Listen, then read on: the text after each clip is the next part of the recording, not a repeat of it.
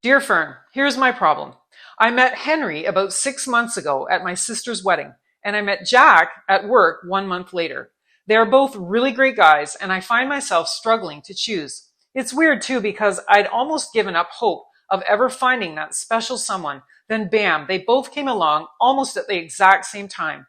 I never thought something like this would happen to me, and I'm so confused. What should I do? I'm really a one guy type of gal. Sincerely, Eeny, Meeny, Miny, Mo.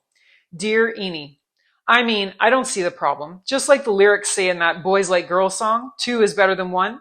Anyway, I think you've just answered your own question, if you really can't handle it. If you need me to spell it out for you, though.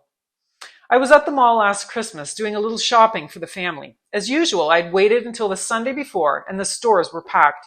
After meandering about Zellers for what must have been hours, I finally settled on a few things and headed to the front.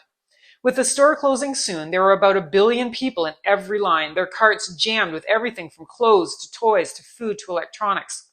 20 minutes later, as I watched the woman in front of me unloading her stuff onto the conveyor belt, I had the urge to comment on how people today are too caught up in commercialism. Thankfully, I thought better of it, realizing this would only prolong my outing, and I kept my mouth shut, for the moment anyway. When she got to the last 2 items in her cart, the woman grabbed them, a sweater in each hand. "I'll take those for you," said the cashier. The woman stood frozen, staring contemplatively at the garments. "I'm not buying them both. I still have to pick one." Something she should have done while she'd been waiting. 3 carts back, a baby started to wail, and the cashier's eyebrows went up. "Well, which one is it?" "I'm not sure. It's for my husband." Like anyone cared. "If I remember correctly, I think he already has a red sweater. His mother bought him one for his birthday last year. Or was it his sister? Anyway, I guess I'll take the blue."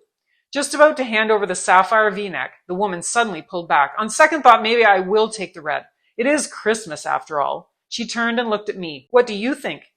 Now, I'm not usually an impatient person, but on that particular day I had to pee like the blazes, the big mug of cocoa I'd had an hour earlier threatening to burst my bladder. All I wanted to do was to pay for my P-Doors compression socks I'd picked up for my mother and the Type T vacuum bags I'd chosen for my husband and get the hell out of there. Somehow I managed to be cordial. "What color are your husband's eyes?" "I never thought of that. I should get the blue then," she said, handing the sweater over to the cashier, who quickly rang it in. "Altogether, that'll be $568.53, please," the cashier muttered, annoyed. It had been a long day, a long month, a long decade. "On second thought, I can't get the blue. Blue is his ex-wife's favorite color, and I hate his ex-wife." She was starting to get all crazy-eyed. "No, it has to be the red." "Are you sure?" The cashier was drumming her fingers angrily on the register. "Well?" At this point, I couldn't help myself, and I blurted, "Jesus Christ, woman, blue, red, who really gives a fuck? If you don't pick a sweater right now, I'm going to take one and wrap it around your neck so tight that you pass out." As horrible as this sounds, I wasn't finished yet. "Then I'll just shove your body over to the side near the razors and the candy." I pointed to the stand of miscellaneous items. "We'll see how you like that."